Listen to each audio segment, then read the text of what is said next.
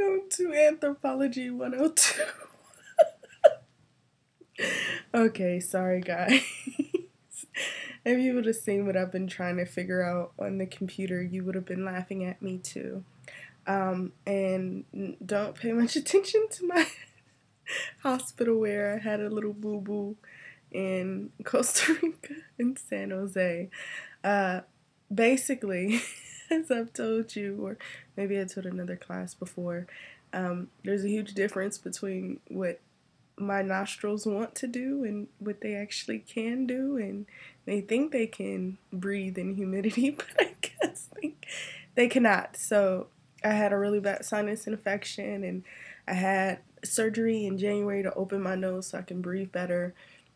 But then I blew one of the seals in that surgery while I was sick, so then I had to get it sewn up again. So I've had a very dramatic and hilarious few days, but I am okay now and all is good. And one day before I'm 40, apparently, because there's no hope for the 30s, but I will figure out how to work technology because I have no clue.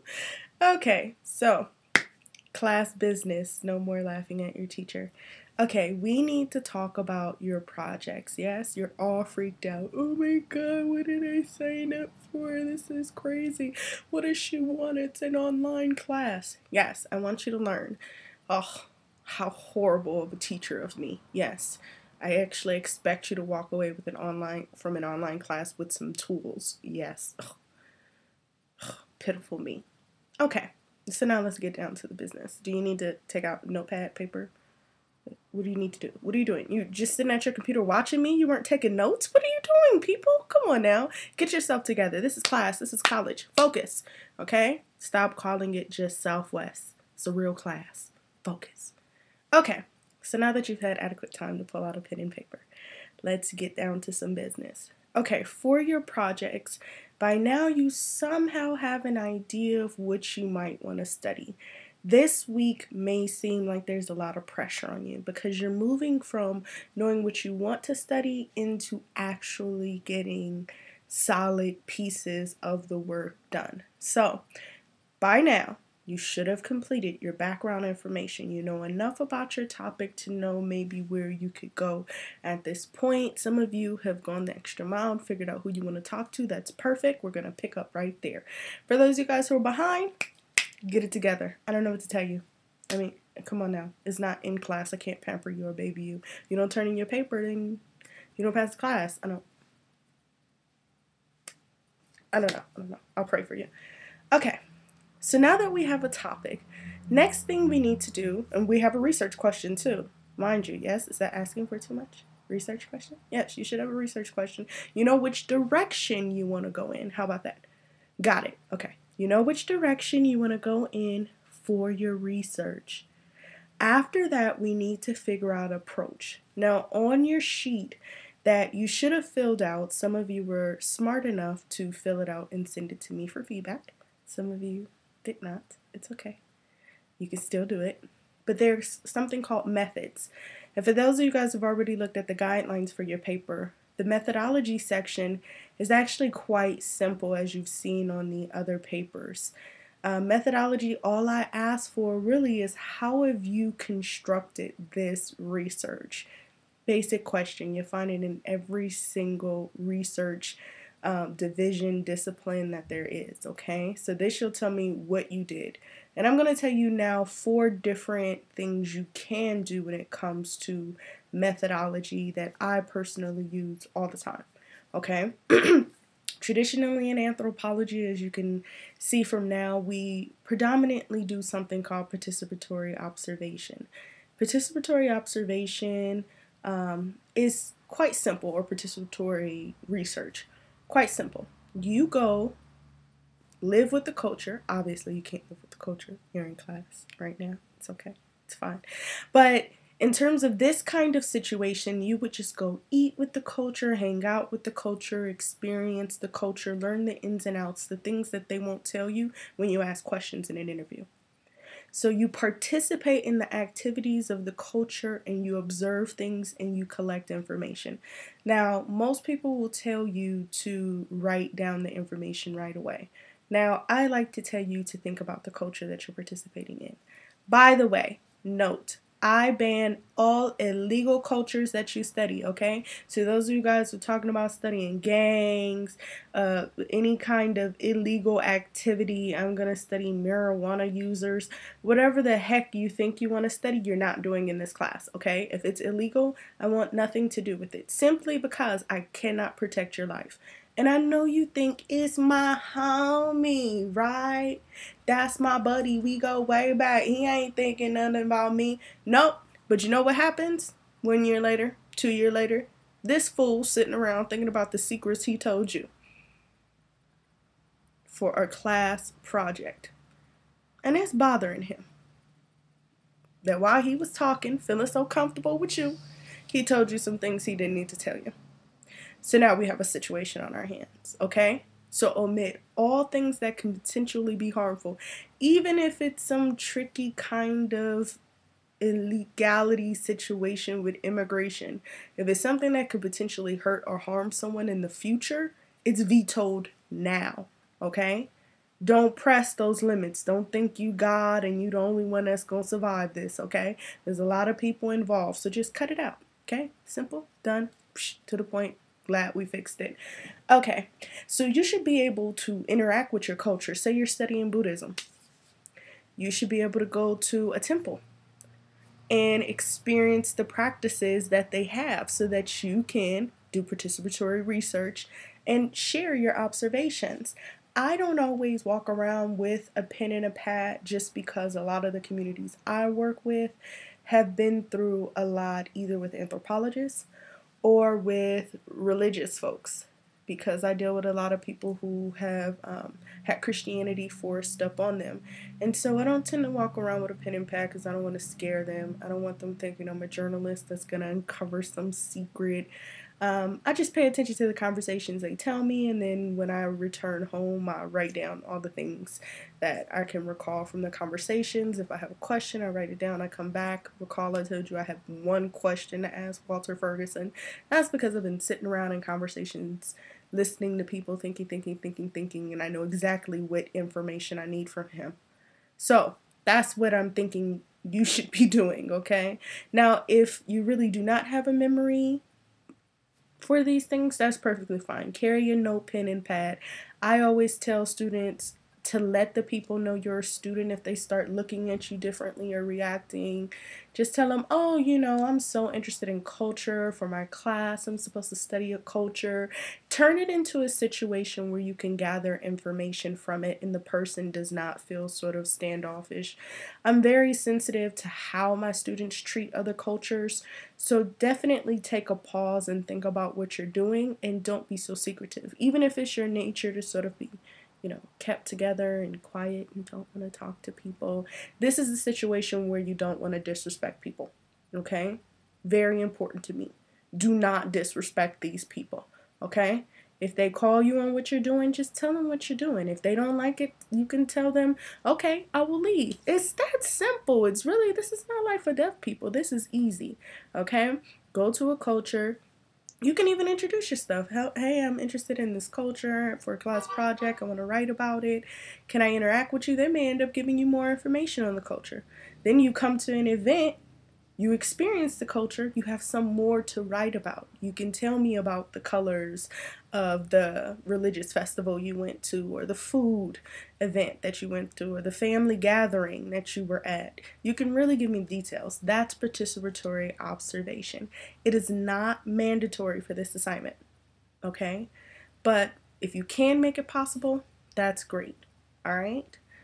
All right, next thing I want you to know about are interviews. Interviews are more typical for sort of where you guys are at, and I don't want you guys to feel like that's putting you down, but for an introductory cultural anthropology class, interviews are just fine, okay? Interviews are something you do 101, so you and I would be doing an interview if we were asking each other questions instead of me staring at a TV screen in the middle of downtown San Jose talking with people in the house wondering, am I talking to myself? But but I'm talking to you guys, right? Yeah. Okay. I'm okay then. I'm not crazy. Yay, that made me feel better.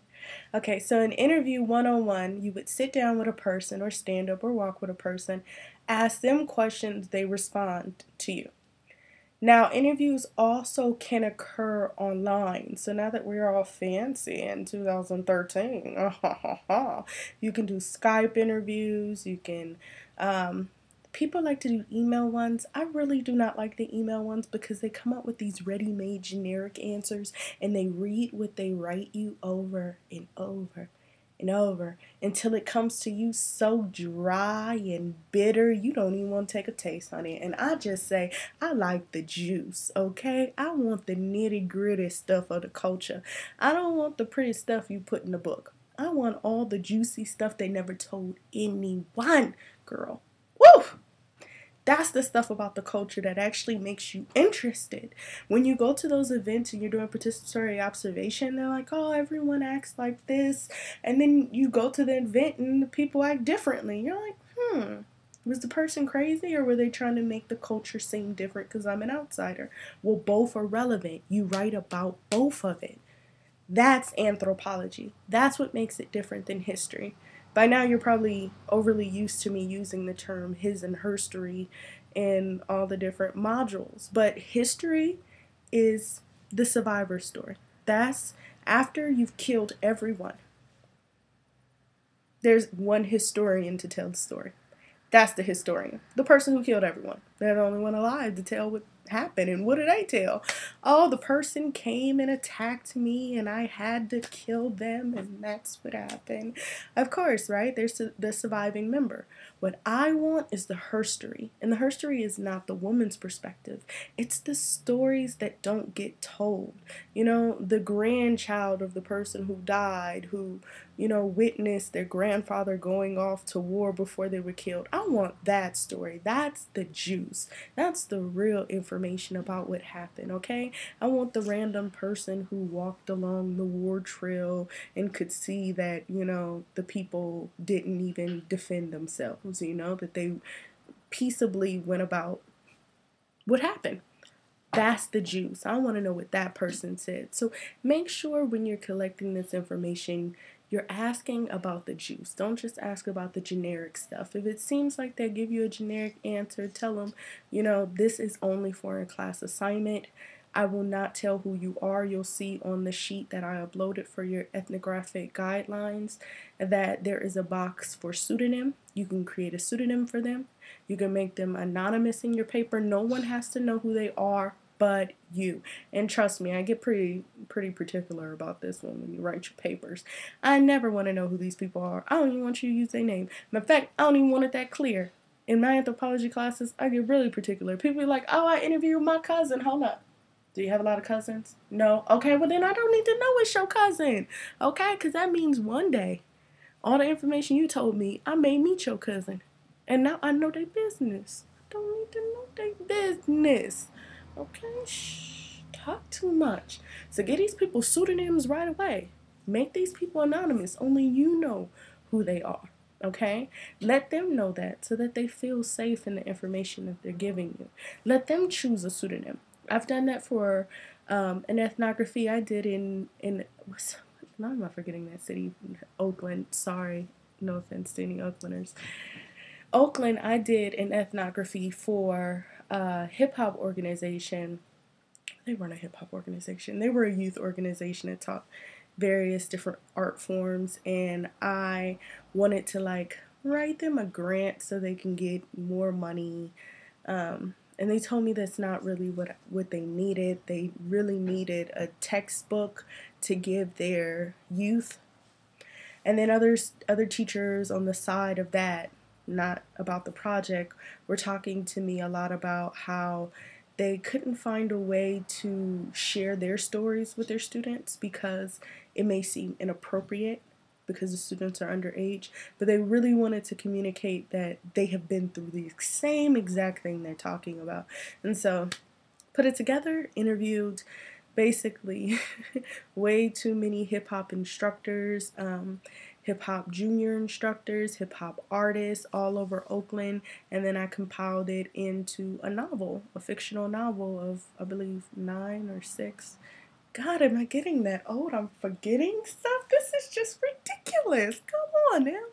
But 9 or 6, or maybe it's 7. I don't know. I don't know anymore. But these fictional characters and how they sort of navigate their worlds in high school using all the different mediums of hip hop. And I mean, I used everything: graffiti, dance, poetry. One person actually did architecture. Like, you know, hip hop is so multiverse these days. I really tried to use everything to it, and they end up using the novel as their textbook. They would give it to the students and they would read it all together, and the students never, never, never once knew that many of those stories are based on the teachers they're talking to right in front of them. And I let the teachers choose names. No one knew those names but the person who told me. And at this point, with my ability to remember things, we see that's the perfect plan, because I don't remember who chose what. This is just so sad. But these are the things you can offer your interviewees, because when they feel that comfortable, they do tell you the nitty gritty. They tell you the juice, because they know you're not going to betray them. They know you're not on a campaign against them. They know this really is a class project. You really are just interested, and you really do want to enhance your knowledge on culture. So go for it. Okay? So we have participatory, observation, interviews. Okay? Now, a larger kind of interview is called a focus group. That's where you come in with several different people and you ask one question and allow all of them to respond. Now, I love focus groups, okay? If you don't know much about me, I am practically a researcher. That's what I do, unfortunately, for a living. And whether it's anthropological research or it's cancer research, or some kind of health research, because I am an epidemiologist, which basically means I study populations. I love focus groups. It's the best form of qualitative data for me, just because I get a lot done and I get to see all the hierarchies and different relationships and levels within a group. So one thing we did with our African American breast cancer project at City of Hope is we sat down all these women who had breast cancer, different ages, asked all these questions about the experience of breast cancer. What became of it, not only did we get the information about the experience of breast cancer for a particular racial group. By now, you should not be calling people racist. Or maybe you are and you intentfully are calling people racist. If you don't understand what I'm talking about when it comes to race, then maybe you've skipped a section, because chapter 2 should have pretty much talked about that. Go back and read. Yes, right now. This video can wait. Yeah, okay. But we sat down with all these African American women, and what you saw, okay, so this is what happened. We would ask a question, and there was a pecking order in terms of who got to respond. So after the first question, and everyone heard each other talk, we quickly figured out who were the elders in the group. And that's something that sometimes you know about the culture, but until you see it in action, you don't know how it plays out.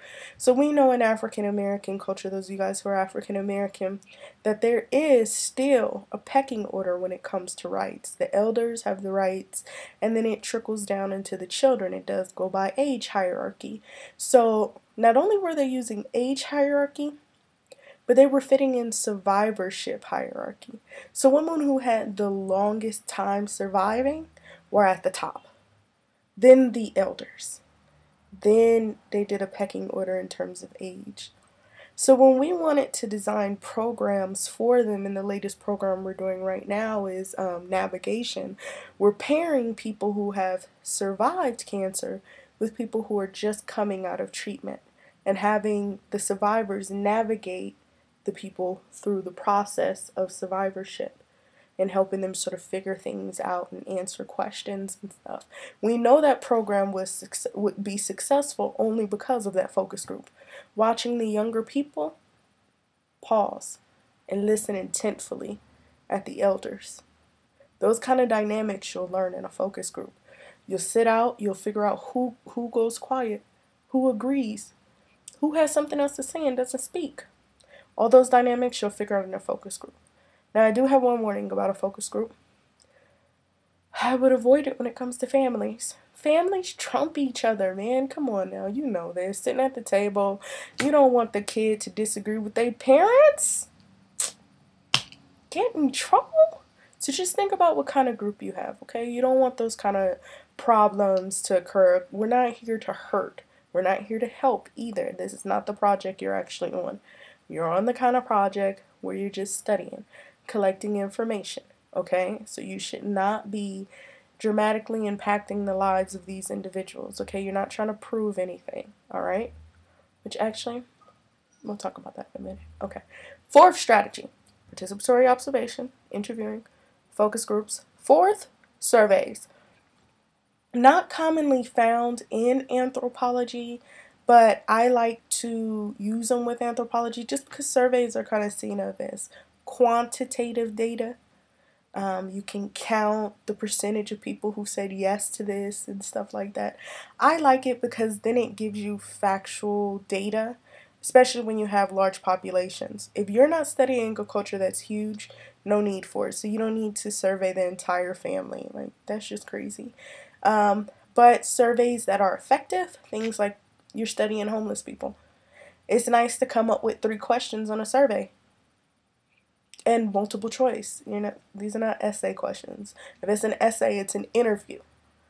If it's a survey, it has a few questions on it. They're multiple choice. You walk up, hey, do you use this particular shelter? No. Okay? All anonymous. No need to collect any name or any of that kind of stuff, where they slept, where you saw them. I mean, unless you're using multiple locations, you really don't need to even have that kind of information on you. Surveys are really, really anonymous, so keep that in mind. And they're used for huge populations again. So then you can say in your paper, we surveyed 50 people who had black hair, and 60% of them said that they wanted to dye their hair blonde because of popular media. And then you add on to it, in the interview I had with a young lady who recently dyed her hair, she shared that it was these images of Lady Gaga and Britney Spears that contributed to her idea that she wasn't beautiful enough. That's the stuff you add on to a survey. But most people don't do surveys unless they have huge populations, so keep that in mind. Okay? Now to the thing I really wanted to say earlier. Okay, anthropologists, come closer. Okay, by chapters 1 and 2 and 3, we should have discussed something called ethnocentrism. Yes? I hope so. Okay? Keep that in mind while you're conducting research. Like I said, you're not there to impact their lives. So what I need from you is to seriously think about how you behave when you ask questions. And when people give answers you do not like. You know what I'm talking about. Someone says something, you go, oh. Exactly. That kind of stuff, the person then responds to. So the second question you ask is going to be tailored, because now they've gauged what you agree with, what you don't agree with. Or you can set them off, quite frankly, and they go off on you. So I need you to get into that middle space where you don't respond, okay? Friendliness works in some circumstances. So like I say, oh, that's interesting a lot. Oh, wow. Oh, wow. If it's something that's really serious, I'm like, that is deep. I'll tell them that's just deep. Get into your vague space where they can't read you, okay? But definitely watch your facial expression. I always like to tell people, know who you're going into the battle with, okay? So you've done enough background research to know who you want to interview when you get there. Now, know what the culture thinks about your culture, okay? Because when I walk in, no matter how I sound when I open my mouth, because everyone from my neighborhood says I talk white, but it's okay, it's perfectly fine. It's been the same voice since, I was born. I can't help it, can't change it. I can't talk hood, but whatever that is. But before I even open my mouth for them to even presume in America that I'm educated based on the way that I talk, the first thing they look at is I'm 5'9", 250 pounds with dreads. Yeah. Let that walk in asking you questions, right? You already have preconceived notions about who I am, what I'm about. So I pretty much have this system where I come by the place enough and smile enough. Like I was telling you, I've been in Cahuita laughing with the locals. They're used to me. They know I'm not a very serious, don't mess with me kind of person. So they feel a little bit more comfortable with me. I strongly urge you to get your comfortable look on, okay? Because remember, this assignment is to help you. They get no value out of it. So going in with the attitude like, look, just give me this so I can leave is not going to help you, okay? Seriously. Know what they think about your culture so then you can actually defy those odds when you approach them, okay? If it's like blacks and Latinos in LA, you already know it's rough between the two groups. You don't want to walk in the one Latino meeting all the stereotypes, okay? You need to walk in the door. You may look the part, but you need to act differently so that the people know they can trust you. That you're not just some other person, like the person around the corner that was doing something shady to them, okay? Same thing when it comes to blacks, okay? This talking with your mouth bigger and slower. If you don't understand the language, you really just don't understand the language, okay? So I don't know how many times you've done that at the convenience store or wherever you were. Do you understand me? Hell no, they don't understand what you're saying because they don't understand English no matter how slow you say it. Okay, stop doing that to people, please. Ugh, man, so now that you've gotten that warning, don't do this to your interviewers, okay?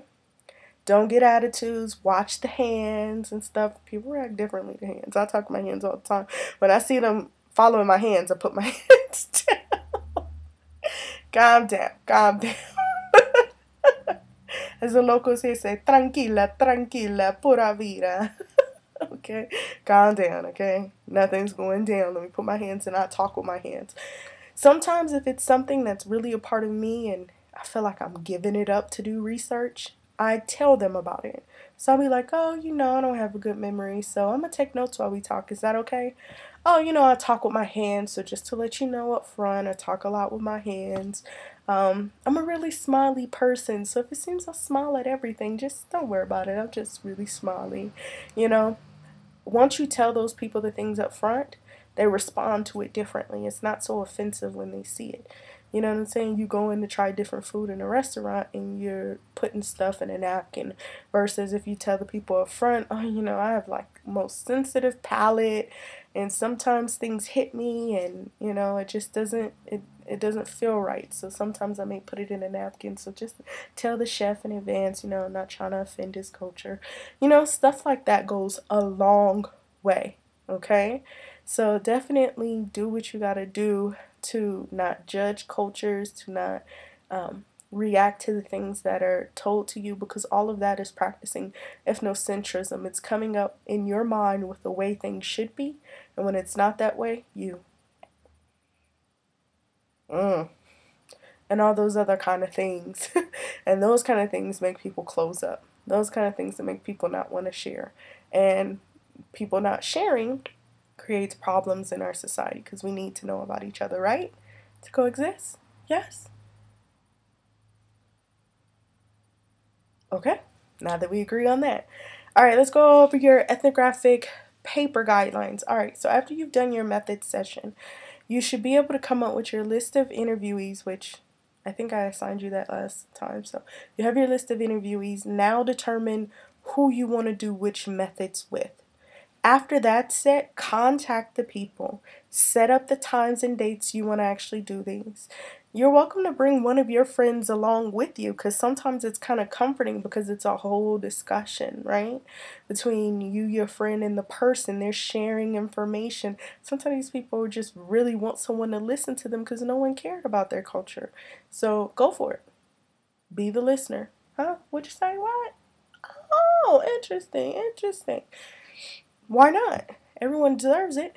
So after you've done that, you will then compile everything you've researched into a paper, the big ethnographic paper. Yes, I sent you the guidelines so it shows you exactly what I want. From the first page, I don't want a cover page. I just want all of my header that I gave you, title, abstract. And I tell you how to put an abstract together. Abstract always happens at the end of your paper. After you've written a paper, you know what you wrote.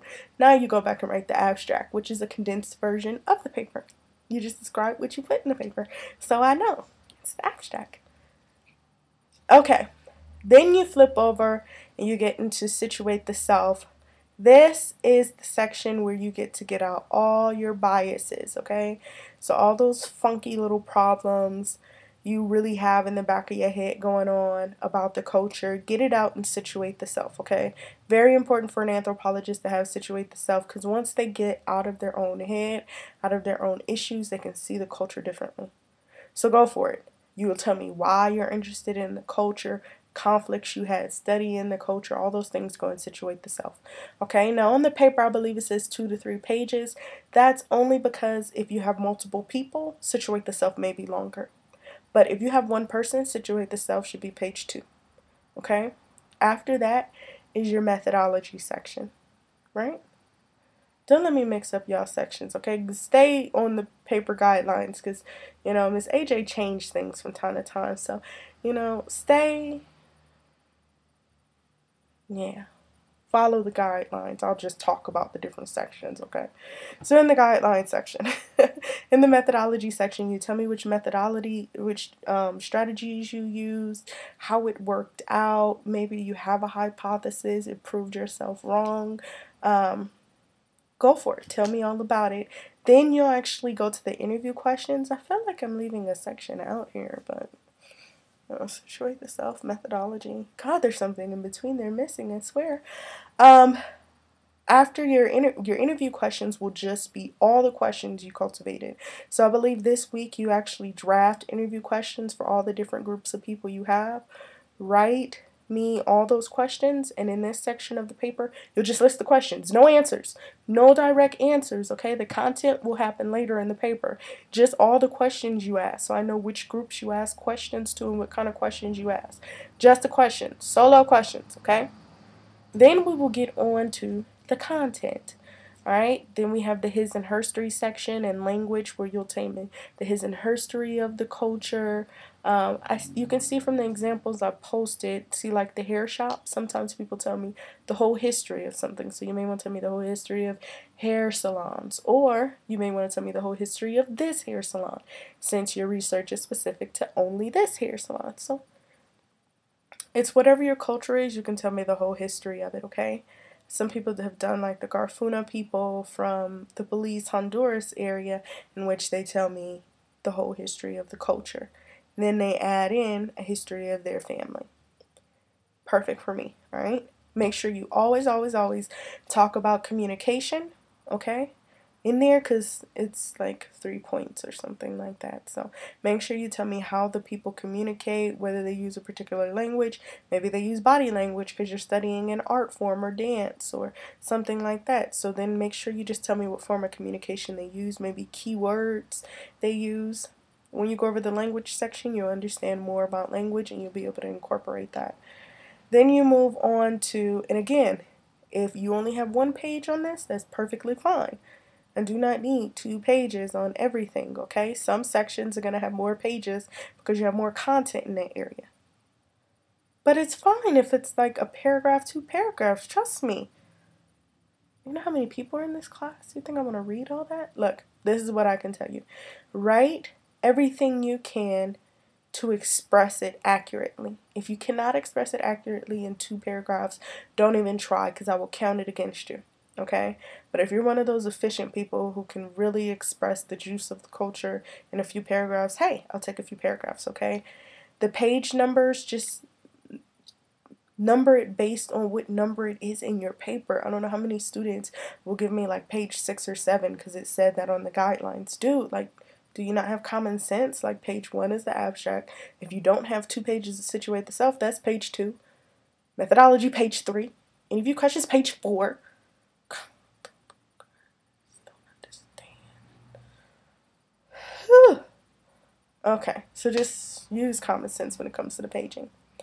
Alright, so after history and language, I believe, is living systems. So living systems, when you get to that in the semester, you'll learn is just the way how people sustain themselves, okay? So just with that question, how people sustain themselves, that's what you have to think about when it comes to your culture. How does your culture sustain itself? Now for humans, which we study in the class, we sustain ourselves through food. So that's why we focus on food in the culture.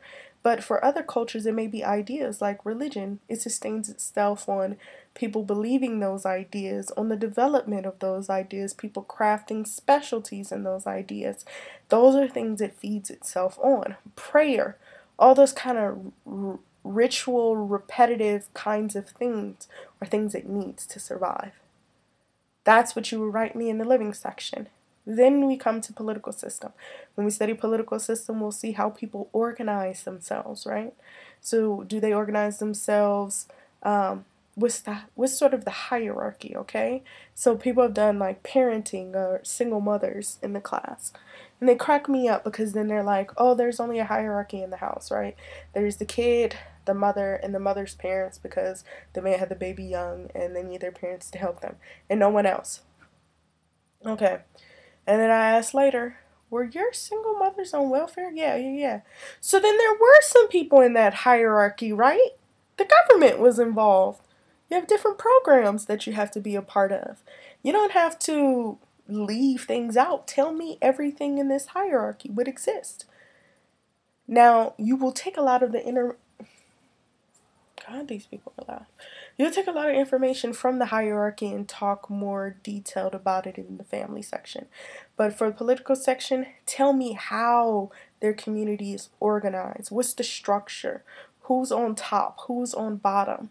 You know, whose job is what, you know?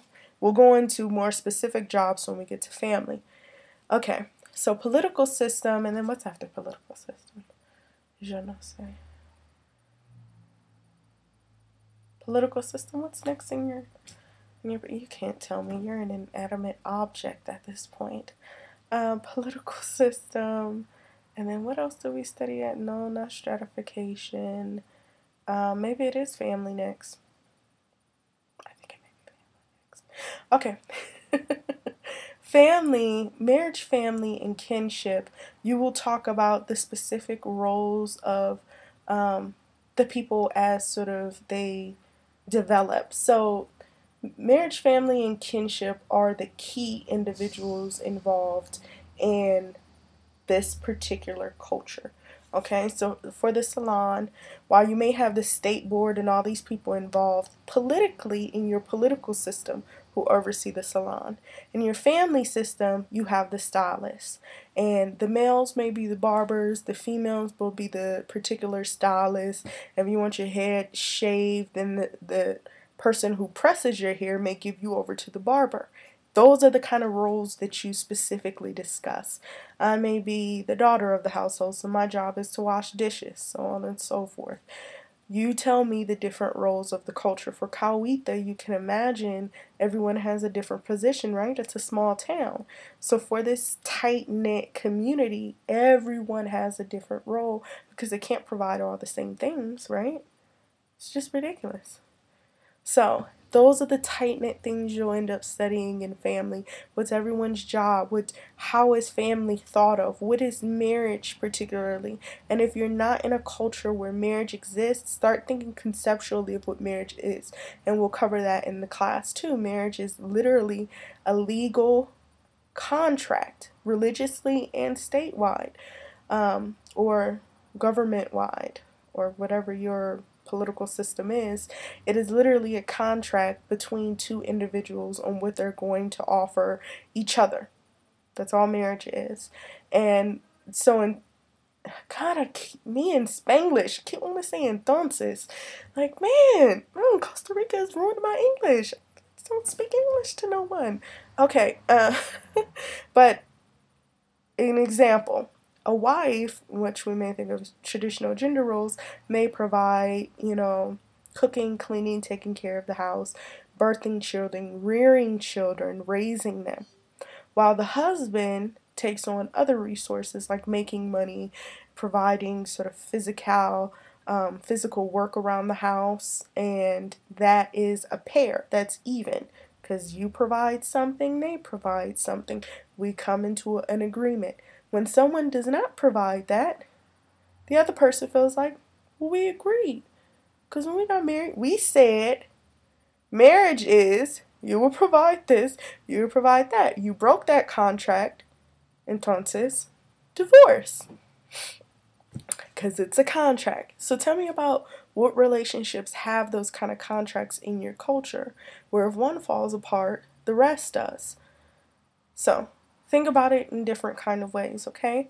That's marriage, family, and kinship. Then the next section, you'll do sex and gender. And sex and gender is very simple. You'll tell me what sexes exist in the culture. You'll tell me what gender roles there are for those sexes. And that never tends to be a really long section unless sexuality is one of the things you really focus on in your research, and so then that section ends up even more extensive than the others. The last section you have is religion. Now, all religion is a guide for the individual. So when we get to that section, you'll start to understand it better, but religion is only your guide to what to do with your life. Okay, so we've developed different ways of thinking only because we need a compass to keep us on the straight and narrow, because even humans believe at the unconscious level that we don't know which behavior is appropriate. Right or wrong, right? That's all we really ever want. What's right, what's wrong? And so what religions have provided us is an organized path to right and wrong. And that's why sometimes they may seem really strict in particular, only because they have to really finely delineate right from wrong. They cannot give you gray area because you live gray area. And what are you asking them to do? Give you black and white. So they have to be really, really strict. So tell me, what's the guide to your culture? What do they follow? What is their belief system? What is their moral compass, their right and wrong? What are sort of the things, that the ideas, the principles they're living off of? And you can see with the papers I've posted that they're very different, right? And naturally, you want to tell me, all the people I interviewed were Christian. Oh, I hate this one. Only one person told me they didn't believe in nothing. Well, if it's a culture, guess what? It shares norms, it shares values, it shares principles. So what are the guiding principles? I just told you about those African American women. Now, the only thing they shared was cancer. But guess what else they ended up sharing? These random principles from probably the most broadest culture ever created, African American culture, about how to treat your elders and who's older. So then, those are the principles you tell me about. Tell me about the rules of the society, okay? That goes in religion. All right? And then you create your lovely bibliography for me. You make copies of all your consent forms. Oh, yes, the consent forms. Okay, it's simple. Anyone you have an extensive conversation with, you sign a consent form for. It's just sort of basic. I mean, and all the consent forms on that ethnographic paper guideline. Behind my example of how to do the front sheet, I then have the third page is your consent forms. It's already ready for you. All I gotta do is print it and fill it out and then give it to the person to sign. Don't make them sign it first and then you put all the information on it. That's so rude. Signing a blank sheet. They don't know what they're doing. Come on, mistreating my people in the world. But fill it out, give it to them to sign, make me a copy, scan it, upload it onto the computer, and then turn it in with your paper. So then I know that you were given consent to do this research. And I want a consent form for everyone you have an extensive conversation with. Yep, absolutely. That's how we do it in research, buddy. Surveys you don't need consent forms for, obviously, because they're anonymous. But you sit down for an interview, consent form. Focus group, consent form. If you do participatory research and you are heavily involved with interacting with one individual who gives you a lot of information, consent form. Absolutely. Call it an informal interview, but it's lots of information. Consent form. Okay, I do hold points against you if you don't turn in the consent form. You should know. All right, that should help you a lot when it comes to this presentation. You're not doing a presentation. Why can't I get that through my thick skull? This ethnographic paper. See, I need to go to bed. It's 8:30. It's obviously late for my age. I need to, rest for the day. But hopefully this helps with getting together the actual paper, and obviously you can replay this 45-minute video over and over again if you miss anything that you need help with. And you can always private message me. Yes, I hope you don't private message me a week before your paper's done and you have all these problems.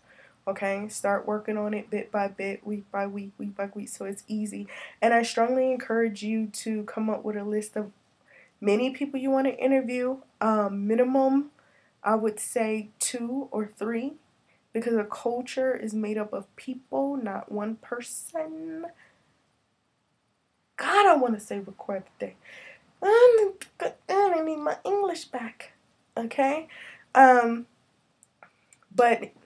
cultures are made up of multiple people, so try your best to get more people. And I would actually come up with a list of even more people, simply because people fall through the cracks. You're like, oh, I have 10 people I want to talk to, and then within 2 weeks 5 of those people don't reply to your phone calls and emails.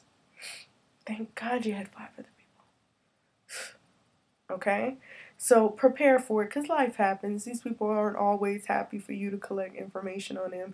They don't always care. Okay, so that's why I encourage you to do something you care about, so even when you get no, you can move forward with it and you have options. Okay, you can always contact me if you need to brainstorm. Alrighty, have a good night. Well, I guess that's gonna be lost on you if you're in the morning viewing this, but have a good time regardless. Okay, take care.